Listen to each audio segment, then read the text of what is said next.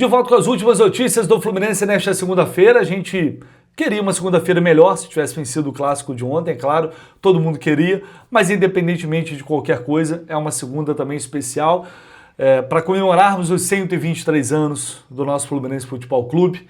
Assim como a vida, há momentos felizes, momentos tristes, momentos de comemoração, o choro, o desespero, mas o amor é e sempre será incondicional. Não tem jeito. Por mais difícil que seja, a gente promete, nunca mais vou ver um jogo, não aguento mais. E a gente volta lá e vê, e vai no estádio, e vibra, e chora, né? E ao longo do tempo a gente vai colecionando momentos inesquecíveis com as nossas famílias, com amigos.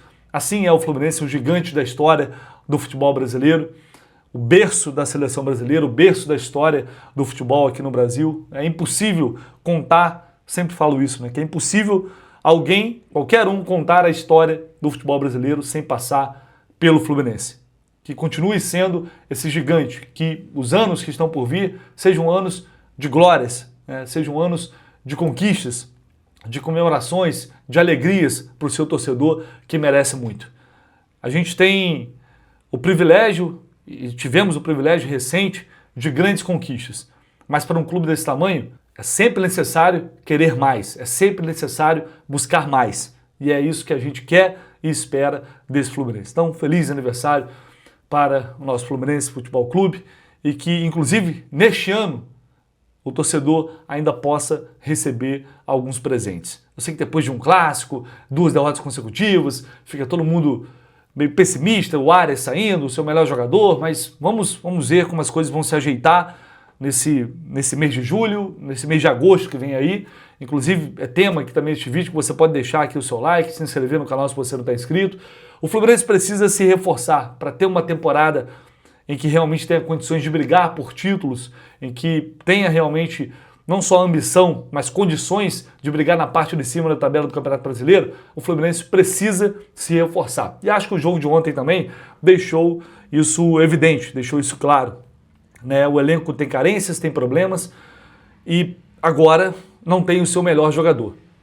Eu sempre falo que um grande time, o time campeão, normalmente ele tem um craque, tem outros jogadores muito bons, mas os times que com elencos mais limitados, que às vezes conseguem chegar numa grande conquista ou até fugir de um rebaixamento, numa luta contra o rebaixamento, normalmente sempre tem a figura central de um craque que resolve o jogo, de um jogador que resolve os teus problemas, que joga quase todos os jogos e entrega números, entrega desempenho, entrega tudo. Esse jogador, para mim, era o John Arias. Agora não adianta mais ficar olhando para trás. Não tem mais John Arias. A diretoria do Fluminense está agora com essa responsabilidade, com essa missão e, por que não, com essa pressão de encontrar não só um substituto para o Arias, mas também de qualificar, encorpar esse elenco. A gente viu ontem um Fluminense bem postado defensivamente, sofreu pouco no geral contra o Flamengo, que tem um time forte que está brigando lá em cima. Então me parece que o Renato encontrou uma forma de se defender, mas agora precisa encontrar também uma forma de atacar, de fazer gols, de agredir. Precisa de criação, precisa de jogadores com capacidade de definição. A gente tem 2 atacantes hoje que não entregam isso, infelizmente, no momento, Germancano e Everaldo. Outro que voltou agora, John Kennedy, que, querendo ou não, acaba sendo uma incógnita. É necessário fazer um diagnóstico preciso sobre as carências desse elenco para que seja uma janela assertiva acima de qualquer coisa.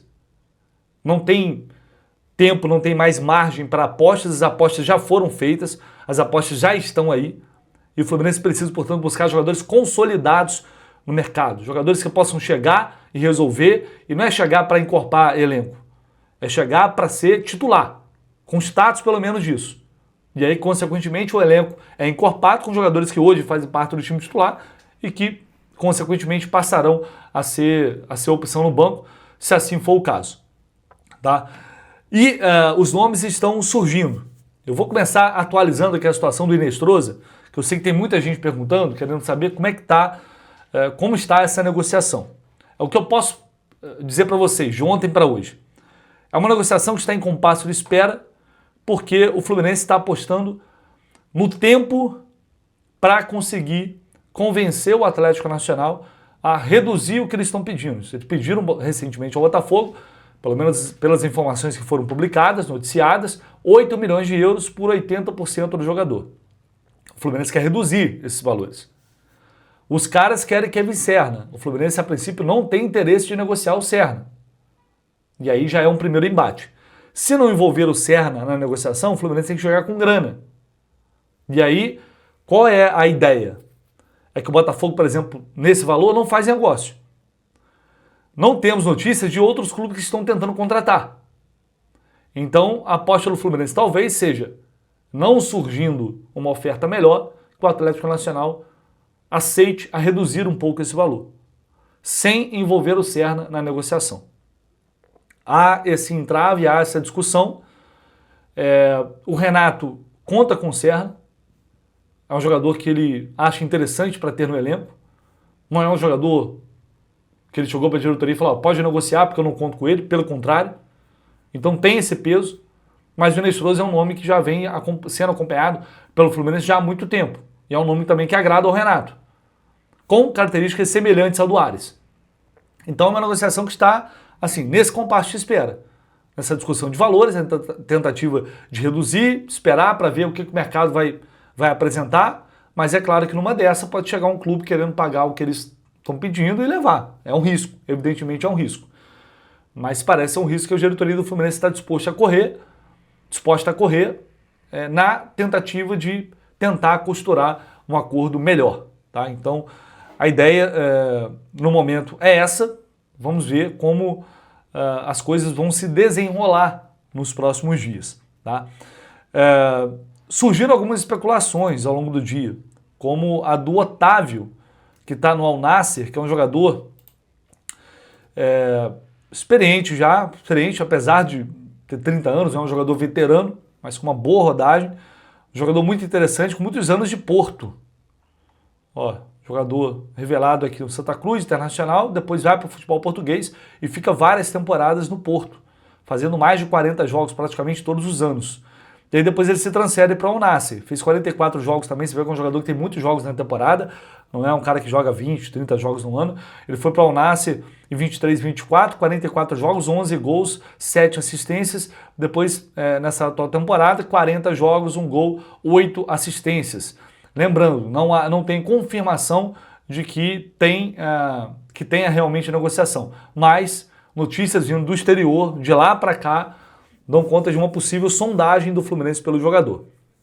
Tá? Só estou reforçando esse ponto, não é uma informação que eu estou trazendo, porque eu não apurei isso. É possível que ele esteja sendo monitorado pelo scout, é possível que tenha ocorrido alguma sondagem natural, mas até agora, até o momento, não temos informações sobre uma negociação. É um atleta, um meio de campo interessante, qualidade, é um cara que tem um refino técnico, né, um organizador de jogadas, é um cara que controla muito bem a bola. Enfim, para mim é um jogador muito interessante. É um cara que chegaria com esse status de chegar e jogar. Você vai entregar de imediato o desempenho, aí é outra situação. Mas, olhando para o que o Fluminense tem hoje, para mim, ainda mais se o Renato for manter esse esquema com 3 zagueiros em vários jogos, tem que trazer mais um zagueiro. Vai ter que trazer mais um zagueiro, porque se utilizando 3, você perde menos, já é menos um no banco. Aí é minha visão, né? Trazer um zagueiro de qualidade. E eu estou falando isso desde o início do ano. Trazer um meio de campo de qualidade.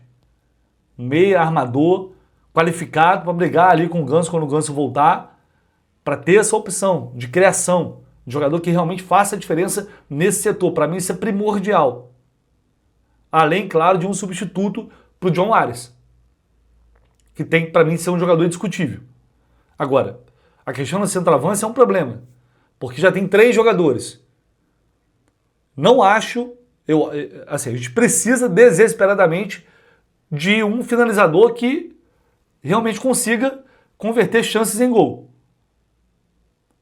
Mas não acho que a diretoria do Fluminense vai para o mercado buscar um atleta para essa posição, porque tem 3. E não vai inchar mais o grupo nessa função. É a visão que eu tenho, acho muito improvável. Pode trazer um jogador versátil que atue pelos lados, também por dentro, e aí ser uma opção eventualmente, caso realmente não haja uma melhora desses três hoje que o Fluminense tem à disposição. Para mim são as prioridades do mercado hoje. O Fluminense tem que ir atrás, mas repito, para jogadores que subam o nível do time. Não é mais um. Não é igual, nem pior que os que já fazem parte do elenco. Se for para isso, não precisa contratar. Jogadores que subam o nível do time. Otávio, por exemplo, eu acho que seria um jogador, eu não vejo jogar há muito tempo, mas pelos números tive que ter uma sequência, e assim, a impressão, referências que a gente teve sempre foram referências interessantes em relação a ele. Outra especulação que surgiu é do Piero Quispe, que é um peruano de 23 anos, jogador jovem, muito potencial, está no Pumas do México. Não é a primeira vez que o nome dele é vinculado ao Fluminense de alguma forma. É um jogador que chegaria, para mim, como aposta. Ele foi revelado pelo Universitário e vai para o Pumas. E está no futebol mexicano. Ano passado fez 45 jogos, 4 gols e 2 assistências. São os números dele aqui no site O Gol. Esse ano está começando a temporada ainda. Mas é um jogador que eles lá valorizam muito. Difícil eles liberarem esse jogador fácil. Eu acho bem difícil. E, de novo, tem muito potencial, mas não chegaria com o status de que esse aqui chega para resolver. Não tem como garantir isso. Não é esse perfil que eu acho que o Fluminense ou deveria, pelo menos, buscar no mercado. Tá? É uma aposta interessante de jogador para você trazer e para esperar ver o que vai desenvolver. Mas não sei se ele vai chegar aqui, se adaptar e já arrebentar de cara. São, enfim, possibilidades que estão acontecendo.